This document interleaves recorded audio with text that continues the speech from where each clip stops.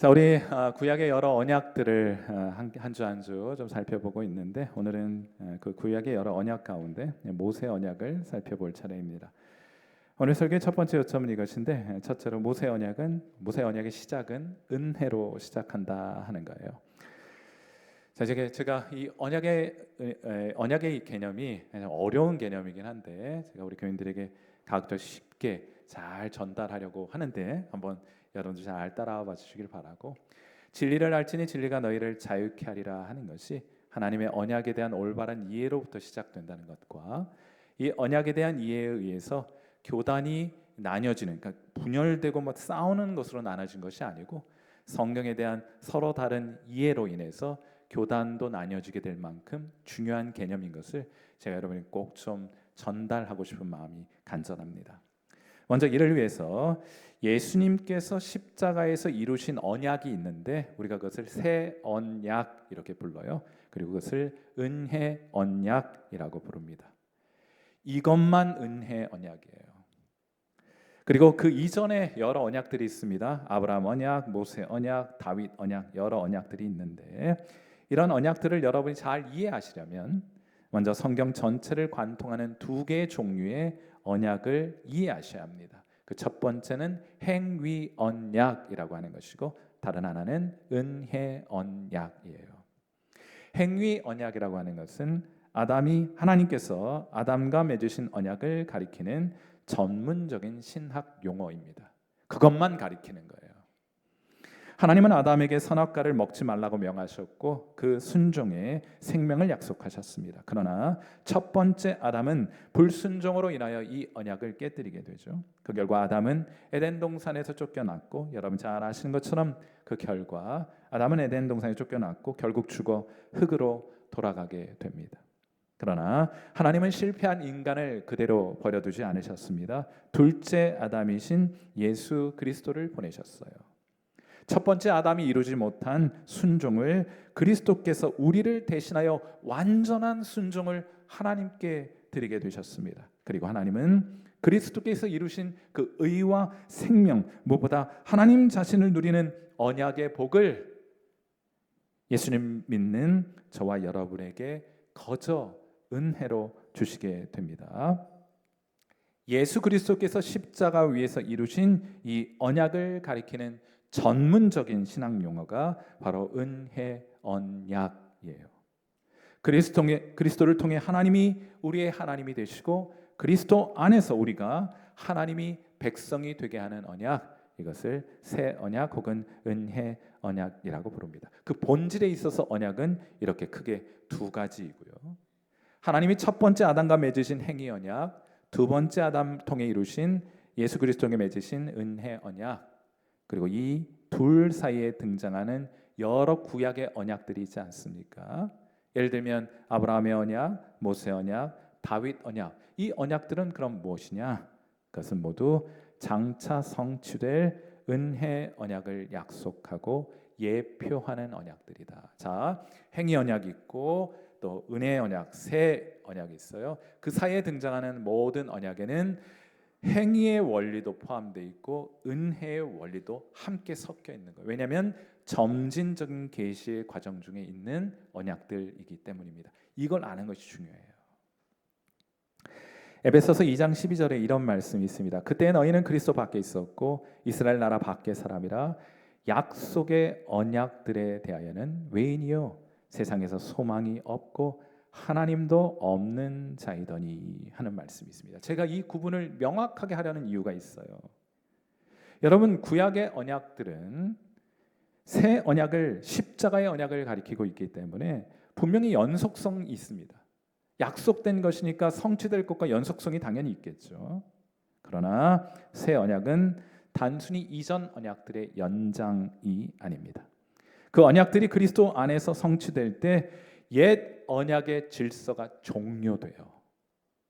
완전히 새로운 언약의 시대가 펼쳐지게 됩니다. 그런데 우리는 많이 여전히 모세 율법 시대에 속하여 살아가요. 그게 문제입니다. 우리 신앙이 왜 이렇게 재미가 없어요? 여전히 모세의 시내산 안에서 살아가고 있기 때문입니다.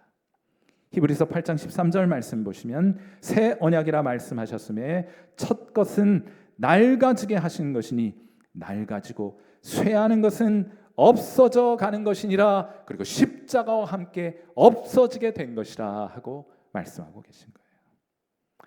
저는 여러 차례 말씀드렸던 것처럼 대학교 3학년 때 예수님을 믿게 되었습니다.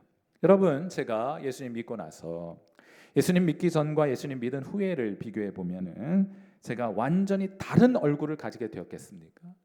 아니에요. 만약 그렇다면 제가 이 얼굴 들고 다니겠습니까? 새로워진 얼굴 들고 다니지.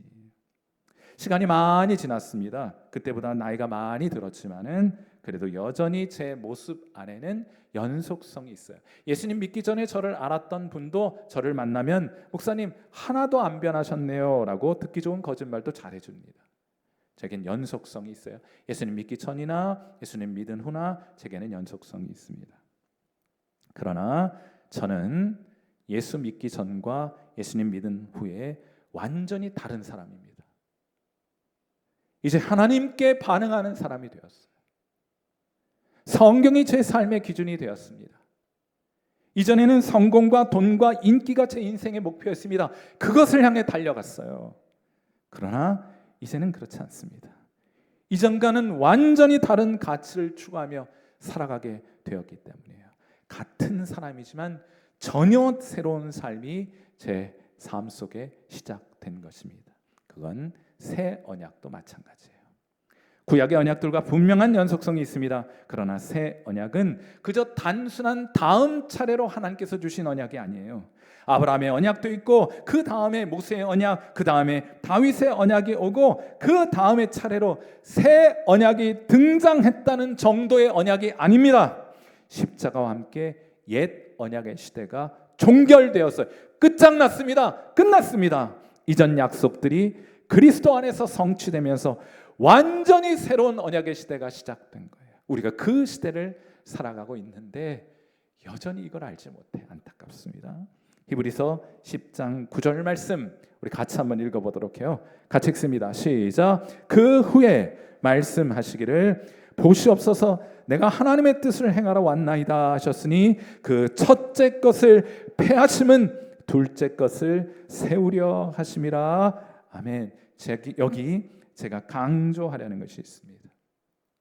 행위 언약과 은혜 언약 사이에 등장하는 구약의 여러 언약들 안에는 두 가지 원리, 그러니까 행위의 원리와 은혜의 원리가 함께 나타나고 있는 거예요. 하나님은 먼저 은혜로 하나님의 백성들을 구원하시고 은혜로 자기 백성을 부르십니다. 그러나 동시에 언약 안에서 순종을 요구하시고 불순종에는 언약적 심판이 선언됩니다. 여러분 구약을 보면 그렇잖아요.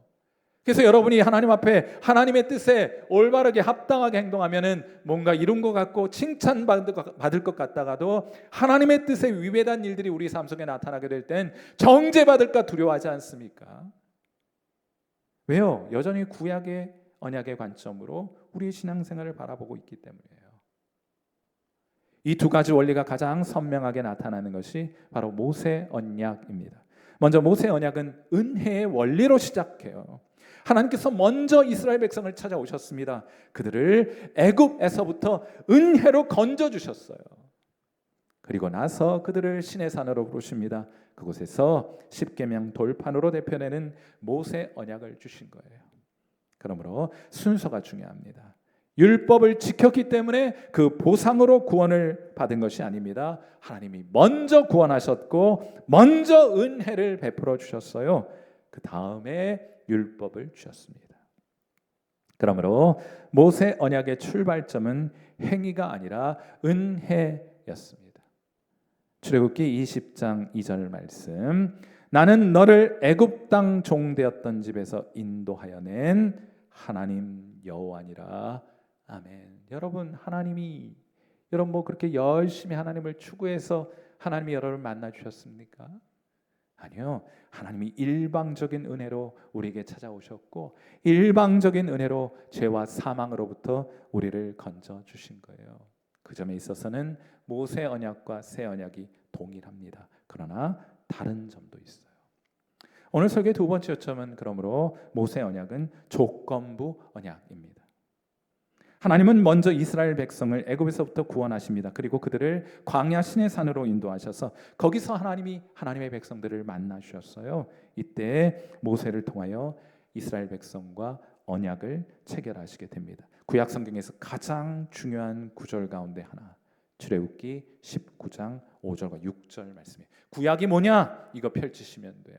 자, 우리 다 같이 출애굽기 19장 5절과 6절 말씀 같이 읽어보도록 합니다. 시작. 세계가 다 내게 속하였나니 너희가 내 말을 잘 듣고 내 언약을 지키면 너희는 모든 민족 중에서 내 소유가 되겠고 너희가 내게 대하여 제사장 나라가 되며 거룩한 백성이 되리라. 내가 일단 내 백성 삼았다. 너희를 애굽에서부터 건져냈다. 내 백성으로 은혜를 베풀어 주었다. 그러나 그 언약이 유지되기 위해서 너희가 해야 할 일이 있다. 바로 율법에 순종하는 것이다고 말씀하는 거예요.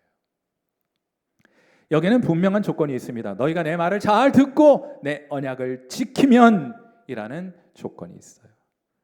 하나님께서 이스라엘 백성에게 율법을 주시고 그 율법에 순종할 것을 요구하신 겁니다. 순종하면 언약의 복을 누리게 되겠지만 불순종하면 그 언약에 담겨 있는 저주가 이스라엘 백성에게 임하게 될 것이에요.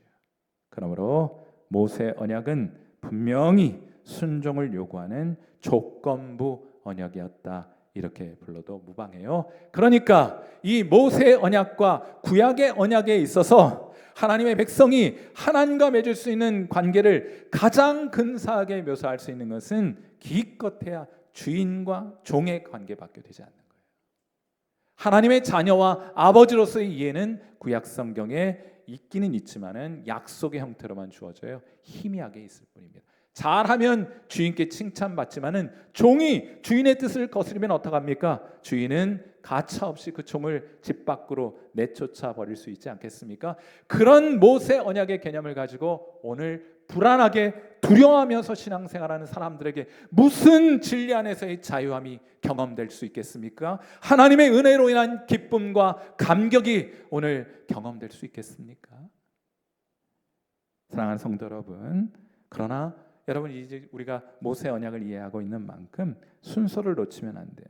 이 구절 바로 앞에 내가 내 말을 잘 듣고 내 언약을 잘 지키면 너희는 내 백성이 될 것이다 하는 이 구절 바로 앞에 출애굽기 19장 4절 말씀을 보세요.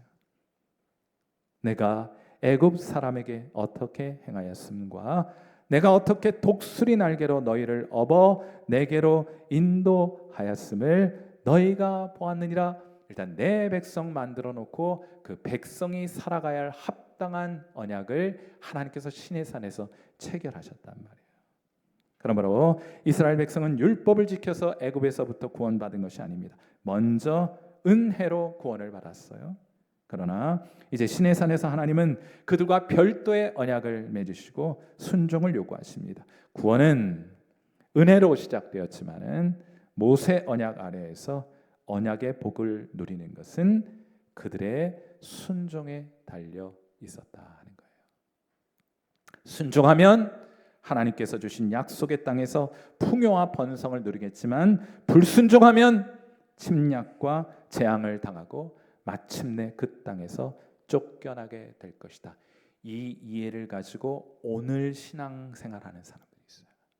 잘하면 하나님께 칭찬받을 것 같고 내가 하나님께 연약하고 못하고 하나님의 뜻에 위배된 일들이 우리 가운데 있다면 나는 재앙을 만나게 될 것이고 하나님 나를 치실 것이다. 이런 생각을 가지고 불안하고 두렵게 신앙생활하는 사람들이 있습니다. 종처럼 주인과 함께 사는 사람들이 있어요. 여러분 이 구약의 역사를 통해 알 수 있는 것처럼 문제는 이스라엘이 이 언약의 조건을 다시 말해서 율법을 끝까지 지키지 못하죠. 지킬 수 없죠. 그것이 문제 아닙니까? 그래서 우리에게 새 언약이라는 더 나은 언약이 필요한 것이 아니었겠어요? 제가 서울대학에 입학했을 때 선배들로부터 들은 전설 같은 이야기가 있습니다. 전설 중에 여러 가지 이야기가 있어요. 당시 이화여대 무용학과에 남학생이 합격했던 사실을 알고 계십니까? 그런 조건이 없었기 때문에 신청이 했다가 지원했다가 합격한 사태가 있었어요. 그래서 나중에 근처에 있는 대학으로 보냈다는 얘기는 있는데 1981년 당시 서울대 법학과의 예상 커트라인은 306점이었습니다. 최소 306점 이상 되어야 서울대 법학과에 합격할 수 있었어요. 그런데 그해 입시 제도가 바뀌었습니다. 수험생들이 마지막 날까지 눈치 작전을 펼치게 되었는데 그로 인해서 서울대 법대에 정원 미달 사태가 발생하게 되었어요. 그러다 보니 예상 합격선에 훨씬 성적이 미치지 못하면서도 믿져야 본전이다 하는 마음으로 지원했던 삼수생 Y군이 있었으니 그가 당당하게 서울대 법대에 합격하게 되었습니다. 그의 점수 184점이었어요. 당시에는 시험만 보고 합격하는 것이 아니고 면접이 있었는데 그 면접관이 이 학생에게 던졌던 질문, 관악산에서 노루가 뛰논다를 영어로 표현해보라 물었습니다. 그때 이 학생의 답변, 관악 마운틴 노루 점핑, 실제로 있었던 일입니다. 자, 그러니 어떻게 기적적인 방법으로 이 학생이 서울대 법학과에 합격하기는 했는데 문제는 뭐냐면 학업을 따라갈 수가 없는 거예요. 그래서 나중에는 학업을 포기하고 제길을 갔다고 합니다. 관학생은 노루 잡고 있었겠죠. 이 웃지 못할 에피소드는 오늘 우리의 주제인 모세의 언약과도 비슷한 면이 있습니다.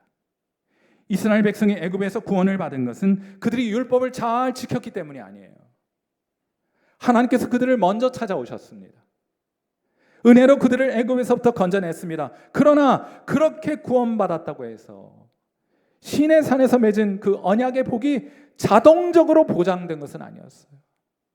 하나님은 그들에게 실력을 요구하셨습니다. 순종을 요구하셨어요. 순종하면 이 약속의 땅에서 복을 받겠지만은 불순종하면 너희는 저주를 받게 될 것이라고 말씀하셨습니다. 출발은 은혜였지만은 그러나 모세의 언약은 분명한 조건을 가지고 있었어요. 문제는 뭐라고 말씀드렸습니까?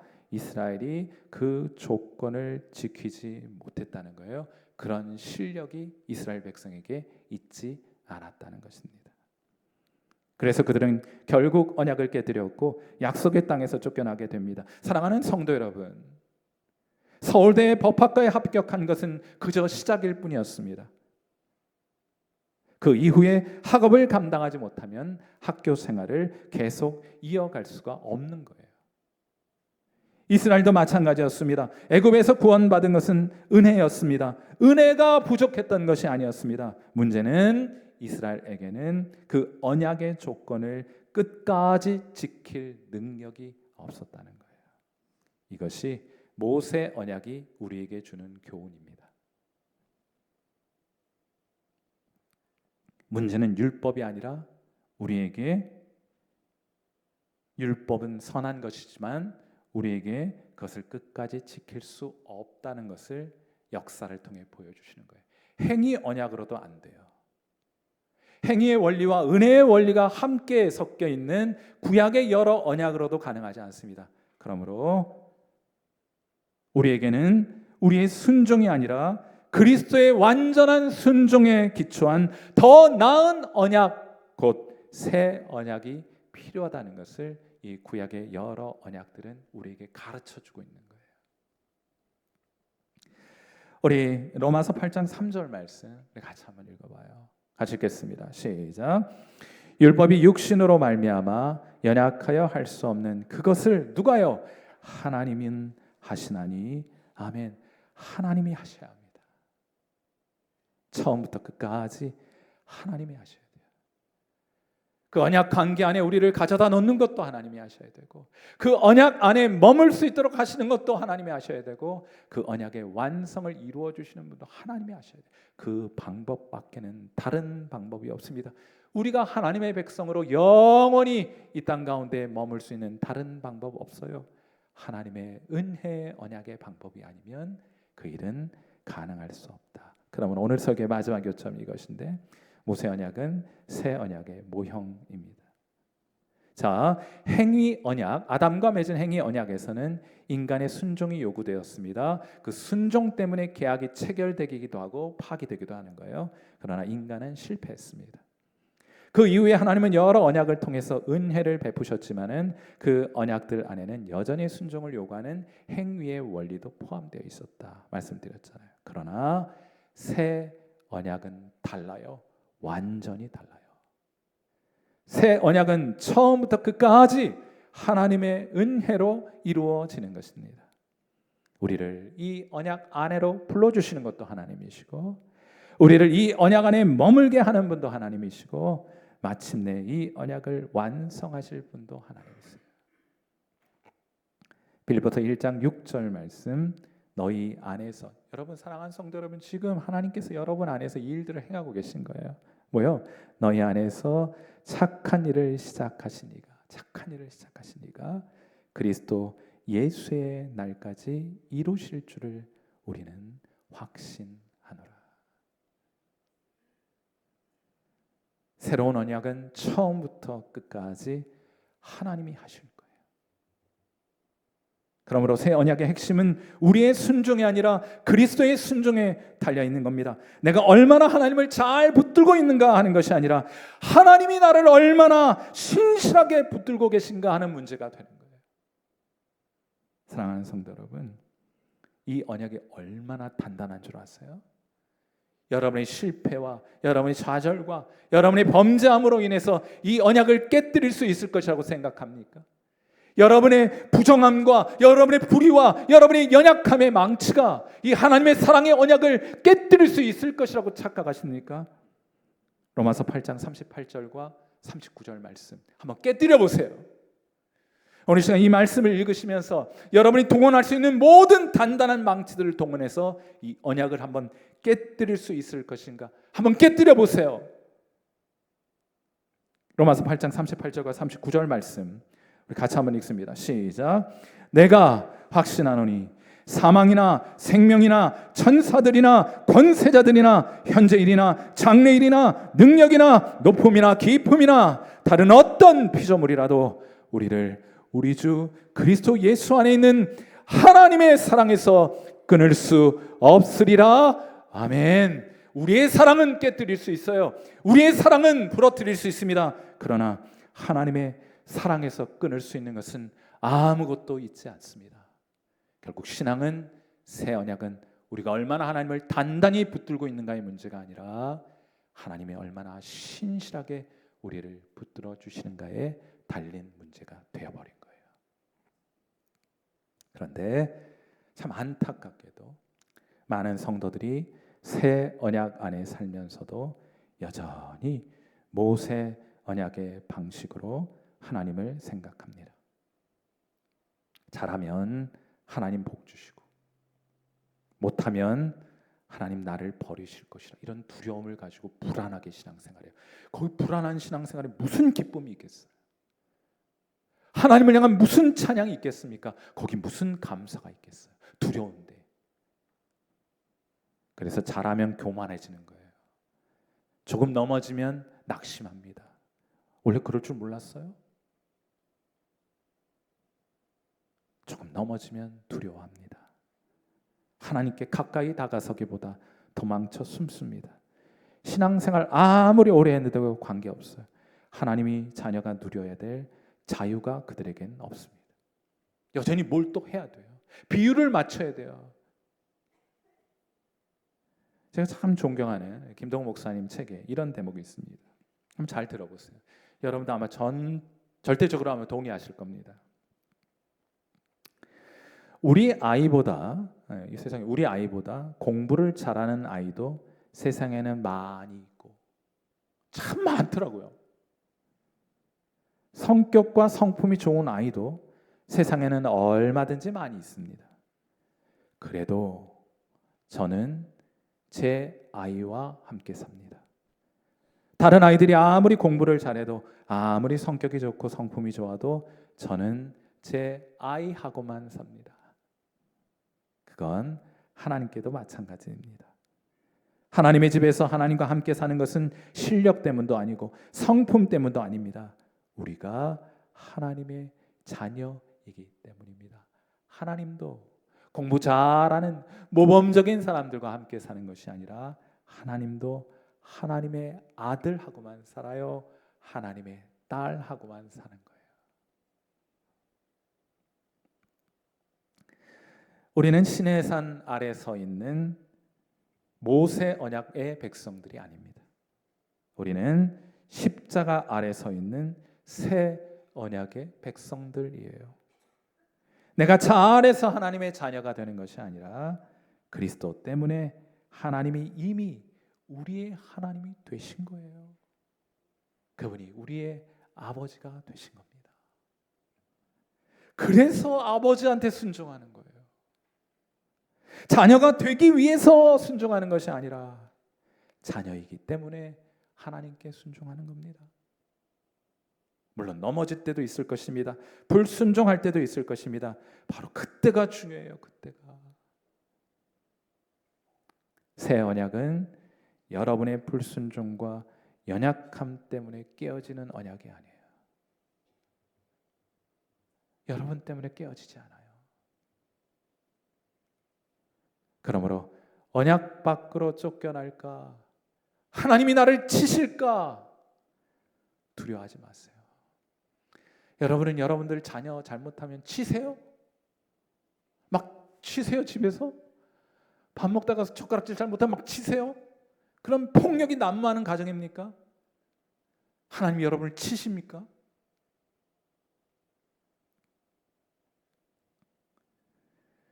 물론 그렇다고 해서 제 가운데 머물고 있지도 말아야겠죠. 어서 회개하고 주님께로 돌아오면 될 일입니다. 아버지의 품에 안기면 될 일이에요. 잘했을 때도 자신의 행위를 의지하지 마십시오. 우리에게 자랑할 것이 무엇입니까? 그런 삶을 가능하게 해주신 하나님을 자랑할 분이 아니겠습니까?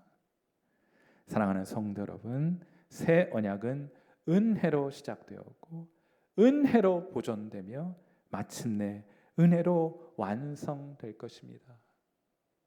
이 하나님의 은혜의 언약에 대한 깊은 깨달음이 저와 여러분을 안전하게 해줄 거예요. 안전감을 가지고 신앙생활하게 해주실 것입니다. 진리를 알지니 진리가 너희를 자유케 할 것입니다. 그 안에 기뻐하며 감격하며 하나님을 찬양하게 될 것이에요. 기억하십시오. 새 언약은 내가 하나님을 끝까지 붙드는 언약이 아닙니다. 하나님께서 나를 끝까지 붙드시는 언약이에요. 그러므로 두려움 때문이 아니라 은혜 안에서 자유롭게 하나님 사랑하세요. 자발적이고 자유롭게 하나님을 섬기시는 저와 여러분 되시기를 이 아침 주님의 이름으로 축원해 드립니다. 하나님은 오늘도 이 언약 안에 있는 여러분을 단단히 붙들고 계실 거예요. 아멘이십니까? 네, 함께 기도하는 시간 갖도록 하겠습니다.